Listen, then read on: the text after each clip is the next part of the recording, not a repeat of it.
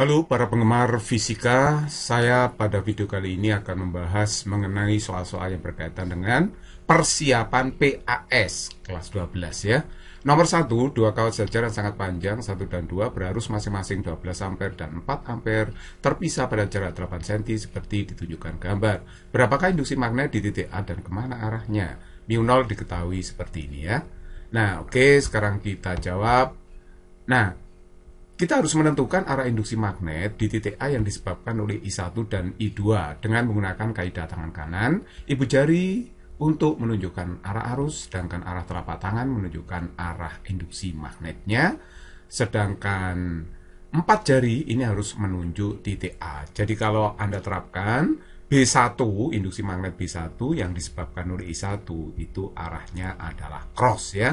Nah, sedangkan B2-nya pasti dot. Oke, nah sekarang kalau B1-nya dihitung, karena ini kawatnya lurus sangat panjang, rumusnya adalah mu0 I per 2 pi A. Jadi I-nya I1, A-nya A1 karena menghitung B1. Nah, sehingga kalau saya masukkan mu0-nya ini ya, I1-nya adalah 12, 2 pi A1 itu jarak titik A ke kawat 1, berarti 12 cm, 12 kali 10 pangkat min 2. Berarti ini hasilnya adalah 2 kali 10 pangkat min 5 Tesla. Sedangkan B2-nya mu0 I2 per 2 pi A2, jadi I2-nya itu 4, sedangkan A2-nya itu jarak titik A ke kawat 2 cm. 2 cm, 2 kali 10 pangkat min 2. Ini hasilnya adalah 4 kali 10 pangkat min 5 Tesla. Nah, arah induksi magnet B1, B2 di titik A ini arahnya berlawanan. Jadi kalau berlawanan, maka resultannya harus dikurangi ya. Yang besar dikurangi dengan yang kecil. Jadi B2 kurangi B1. Jadi ini hasilnya akhirnya adalah 2 kali 10 pangkat min 5 Tesla atau 20 mikro Tesla. Kalau ditanya arahnya kemana, arahnya pasti keluar ya, karena B2 yang lebih besar itu arahnya keluar. Tapi dalam soal ini tidak tanya arah, hanya nilai saja. Jadi jawaban yang tepat adalah A.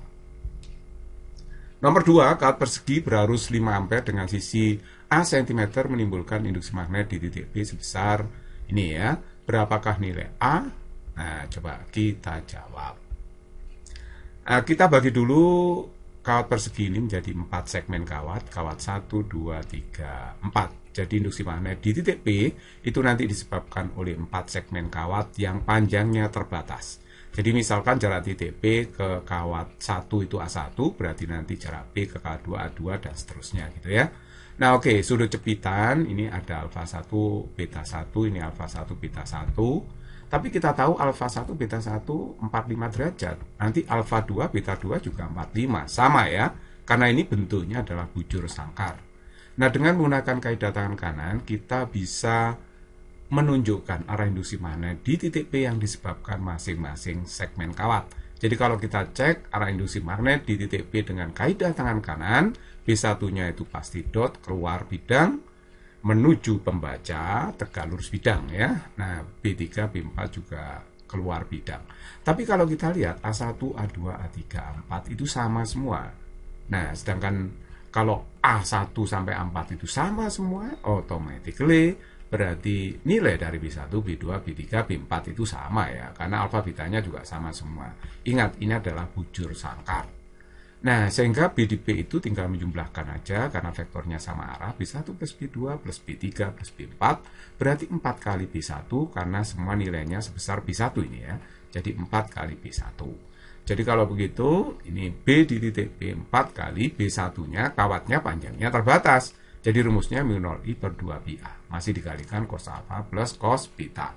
Jadi kalau yang disebabkan kawat, segmen kawat 1 aja, berarti B1-nya pakai I1 A1 ya. Cos alfa 1, cos beta 1. Nah, B di P ini kan sudah diketahui dalam soal 4 akar 2, 10 pangkat min 5. Nah, ini saya masukkan ya, I1-nya 5 ampere. Nah, terus kemudian A1 itu jarak titik P ke segmen kawat 1. A1 itu separuh dari A ya, setengah A. Tapi ini saya kalikan 10 pangkat min 2 karena satuannya adalah sentimeter. Nah, terus kemudian cos 45, alfa 1-nya, beta 1 juga 45 di sini ya. Nah, sekarang kita coret 4-nya, akar 2-nya ini kita coret. Ini kan setengah akar 2, setengah akar 2 ya, dicoret sama itu. Terus kemudian 10 pangkat min 5 ini dicoret juga bisa ya. Terus 4pi-nya juga dicoret. Akhirnya kita dapatkan hasil A-nya adalah 10 ya, karena A-nya dibuang ke ruas kiri, 5 dibagi 0,5 itu 10. Jadi A-nya ketemu 10, berarti 10 cm. Jadi kalau begitu jawaban yang tepat adalah E. Nomor 3, kawat melingkar berarus I 5 ampere terletak dalam ruang seperti tampak pada gambar. Bila jari-jari kawat melingkar 3 cm, maka berapakah induksi magnet di titik S? Nah, kita jawab ya. Nah, induksi magnet di titik S pada sumbu kawat melingkar itu adalah B di pusat dikalikan dengan sin pangkat 3 theta. Theta itu adalah sudut yang dibentuk sumbu kawat melingkar, ya, OS, dengan R. Jadi R itu adalah panjang garis yang ditarik dari titik S ke tepian kawat seperti ini. Ini kalau ditarik semua terjadi garis pelukis kerucut gitu ya, kalau ditarik semua. Oke, jadi R itu adalah panjang garis pelukis kerucut ini. Oke, baik. Sekarang kita lanjut. Kita uraikan B di O itu adalah mu 0I per 2A. Karena di pusat kawat melingkar ya. Kali sin pangkat 3 theta. Nah, kita masukkan aja ini ya. Kita masukkan mu 0-nya udah tahu ya. Masuk, I-nya 5 ampere. 2A, A-nya 3 kali 10 pangkat min 2 meter. Saya meterkan. Sin pangkat 3 theta. Sin theta itu kan 3/5. Karena ini 3, ini 4, berarti sisi miringnya 5. Jadi 3/5, tapi pangkat 3 ini ya. Nah, ini kalau dihitung ketemu 7,2 pi kali 10 pangkat min 6 Tesla atau 7,2 pi mikrotesla. Oke, kalau kita mau menentukan arah induksi magnet di titik S, maka kita menggunakan kaidah tangan kanan ya. 4 jari meremas menunjukkan arah arus dalam kawat melingkar itu, sedangkan arah B-nya ditunjukkan arah ibu jari. Jadi arah induksi magnetnya ke atas. Tapi dalam soal ini tidak ditanyakan ya arah induksi magnet, itu hanya tambahan di sini. Jadi jawabannya 7,2 pi mikrotesla. Jawaban yang tepat adalah A. Nomor 4. Sebuah pengantar PG dengan panjang 100 cm disangga pada kedua ujungnya dengan kawat ringan yang masanya diabaikan. Pengantar ini berada dalam medan magnet mungkin 2 Tesla. Arah medan magnet masuk menembus bidang gambar secara tegak lurus menjadi pembaca dan arus listrik yang mengalir dalam pengantar 0,1 ampere. Jika tegangan kedua tali tepat kendur, maka massa pengantar adalah berapa gram? Oke, kita jawab ya. Nah, untuk menentukan arah gaya Lorentz pada kawat PG, karena kawat PG itu terletak dalam medan magnet yang arahnya menjauh kita, cross ya, kita menggunakan kaidah tangan kanan. Ibu jari untuk menunjukkan arah arus, arah telapak tangan untuk menunjukkan arah gaya Lorentz ya, sedangkan B-nya ditunjukkan oleh 4 jari tangan. Jadi kalau Anda terapkan aturan ini, kalau kita perhatikan ya, arusnya itu kan kalau diurut ke sana. Berarti pada pengantar PG, arah arus itu ke kanan.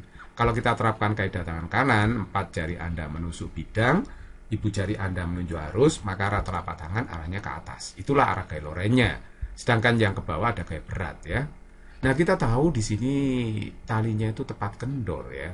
Jadi kalau talinya tepat kendor, berarti dianggap tegangan talinya itu sama dengan 0, sehingga gaya-gaya yang mempengaruhi kesetimbangan kawat PG atau pengantar PG hanya gaya F sama W ini.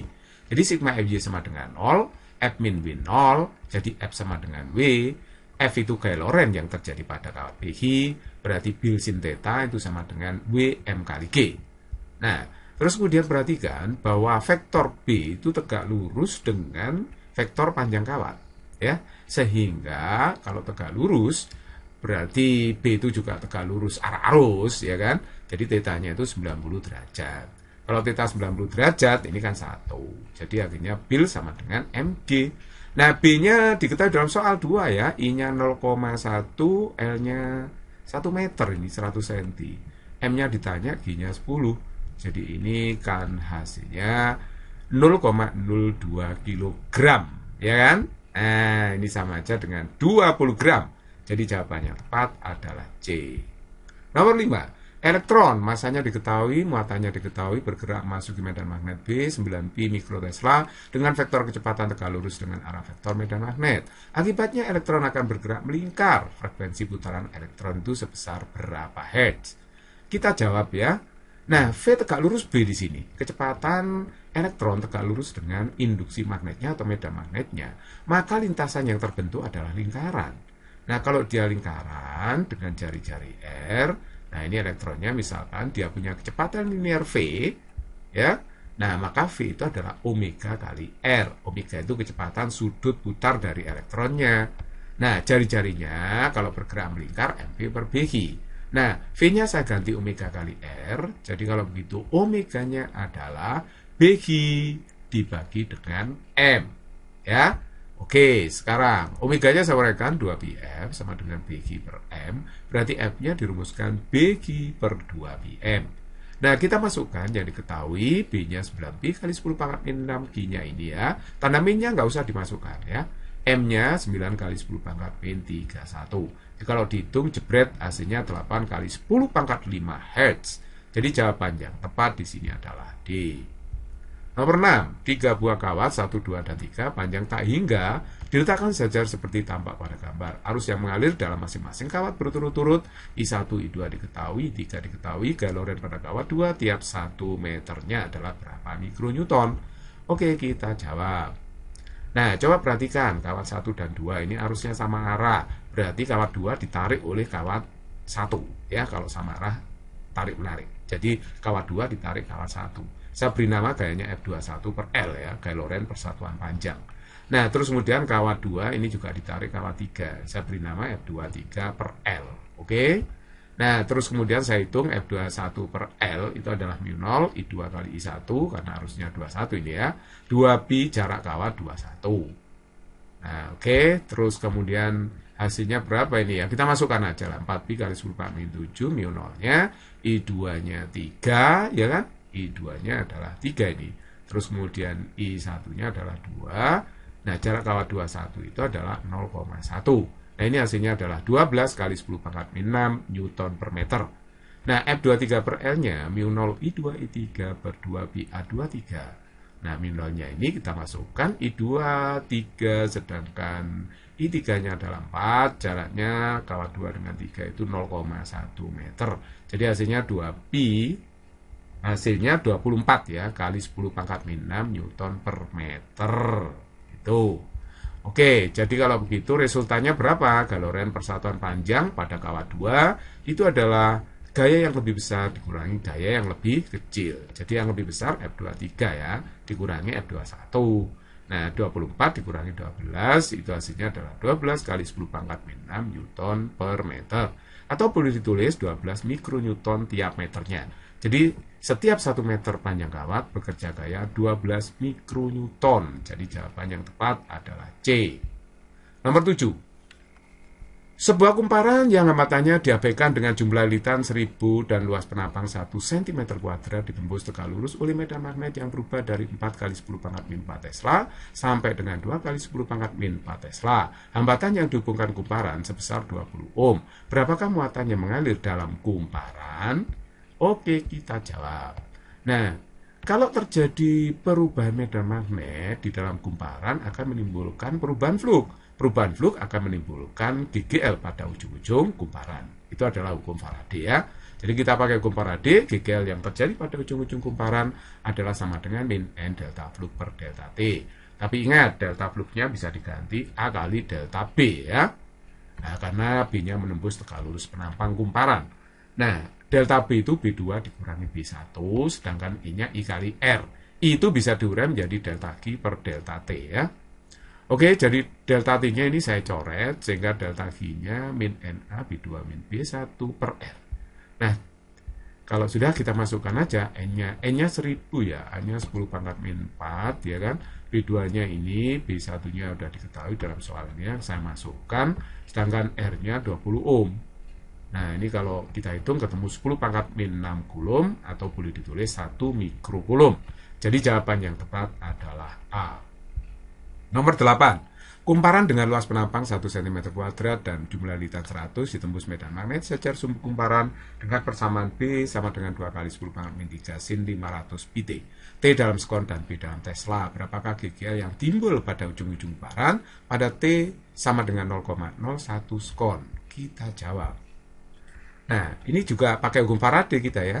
Kita menghitung GGL induksi sesaat ya, karena pada T tertentu. Ini pakai turunan diferensial, epsilon sama dengan min N d flux per dt.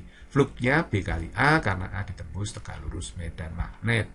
Nah, jadi min N, nah fluxnya saya ganti B kali A. Nah, A-nya tidak berubah ya, jadi tidak ikut diturunkan, jadi B aja yang diturunkan, jadi epsilon sama dengan min NA dB per dt. Nah, sekarang ini turunannya, berarti N-nya kan 100. Nah, terus kemudian luasnya 10 pangkat min 4, ini jadikan meter kuadrat ya. Turunan, ini 2 kali 10 pangkat min 3 sin 500 pt, itu adalah ini. 2 kali 10 pangkat min 3, nggak diapa-apakan ya, turunan sin itu cos 500 pt, terus dikalikan turunan dalamnya 500 pt diturunkan 500 pi. Ini adalah turunan fungsi komposit. Nah, jadi hasilnya nanti min pi kali 10 pangkat min 2 cos 500 pt. Nah, pada t 0,01 skon kita masukkan ke sini ya. Nah, t-nya kita ganti 0,01. Akhirnya kita dapatkan ini cos 5 pi. Nah, cos 5 pi itu bernilai min 1. Jadi kalau saya kalikan, ini berarti pi kali 10 pangkat min 2 volt. Atau 3,14 kali 10 pangkat min 2 volt. Boleh juga ditulis 31,4 milivolt. Jadi jawabannya tepat B. Nomor 9. Resistor, induktor, dan kapasitor disusun seri dan ujung-ujungnya dihubungkan tegangan sumber V 200 sin 100 T. V dalam volt dan T dalam skon. Resistansi resistor 30 ohm, induktansi diri induktor 0,5 Henry, dan kapasitansi kapasitor 1 milifarad. Berapakah daya yang diserap rangkaian? Nah, kita jawab. Ini rangkaiannya ya, RLC, jadi R-nya ada, L-nya ada, J-nya ada, semua lengkap. Nah, kita cari dulu reaktansi induktif dari L, omega kali L, omeganya tadi adalah 100. Ini kan Vm sin omega T, jadi omeganya 100, 100 kali L-nya adalah 0,5, jadi hasilnya 50 ohm. Sedangkan XC-nya seperomega C, omeganya 100, C-nya adalah 1 milifarad, itu 10 pangkat min 3 farad. Jadi ini hasilnya adalah 10 ohm. Nah, kalau kita lihat fasornya, XL itu menuju Y positif, sedangkan XC ke Y negatif, jadi XL nunjuk langit, XC nunjuk cacing di tanah, makanya mengarah ke bawah. Sedangkan R itu mengarah ke sumber positif. Nah, ini lencang right. Nah, terus kemudian resultan XL XC itu akan dapat XL min XC. Diresultankan lagi dengan R secara fasor atau vektor akan ketemu Z-nya. Jadi Z-nya ini berarti akar R kuadrat plus XL min XC kuadrat. Nah, R-nya saya masukkan 30, XL XC saya masukkan, akhirnya ini ketemu 50 ohm ya, karena ini 40. Jadi kalau begitu IM-nya Vm per set, Vm-nya itu 200. Ini ya, 200. Vm sin kan, jadi Vm-nya 200, Z-nya 50, akhirnya ketemu 4 ampere.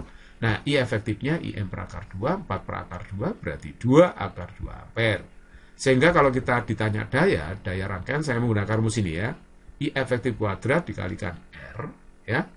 Rumus daya itu ada 2, bisa V efektif kali I efektif kali cos theta kali faktor daya, atau rumus ini boleh ya. Jadi kalau begitu ini 2 akar 2 masuk di kuadrat, R-nya adalah 30. Nah, kalau saya hitung ketemu 240 watt. Jadi jawabannya tepat adalah C.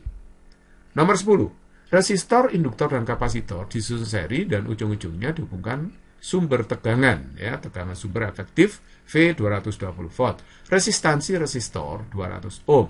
Induktansi diri induktor 0,4 Henry dan kapasitansi kapasitor 10 mikrofarad. Jika terjadi resonansi, maka berapakah frekuensi sudut resonansi dan tegangan efektif pada ujung-ujung hambatan? Kita jawab. Kalau terjadi resonansi, reaktansi induktif sama dengan reaktansi kapasitif.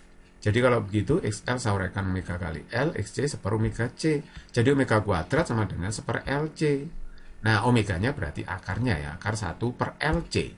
Kita masukkan aja L-nya 0,4, sedangkan C-nya ini 10 mikrofarad ya. 10 kali 10 pangkat min 5 farad, berarti ini 10 kali 10 pangkat min 6 farad ya. Jadi hasilnya 10 pangkat min 5 kan. Nah, oke, jadi hasilnya ini adalah 500 radian per sekon. Oke, terus kemudian kalau terjadi resonansi, saya tadi sudah katakan XL sama dengan XC. Nah, kalau saya kalikan I kedua ruas, I kali XL kan VL, I kali XC, VC. Ingat, ini harusnya sama ya, karena rangkaian seri. Nah, sedangkan V sumber itu resultan tegangan pada masing-masing RLC ini. Jadi nggak boleh loh jumlahkan secara aljabar VR tambah VL ditambah VC hasilnya V, nggak boleh ya. Jadi harus dilihat fasornya. Jadi secara fasor V ya, V itu resultan dari VR, VL, VC itu akar VR kuadrat plus VR min VC kuadrat. Mirip seperti menghitung impedansi ya. Kalau impedansi kan R kuadrat, ini XL, ini XC. Oke, jadi kalau VL sama dengan VC, ini sama kan 0 ini. Jadi tegangan sumber sama dengan tegangan pada R. Jadi kalau gitu tegangan pada R itu sama aja dengan tegangan sumber, sehingga hasilnya adalah 220 volt ya. Karena tegangan sumber 220. Jadi kalau begitu jawaban yang tepat adalah B. Music is very easy and fun.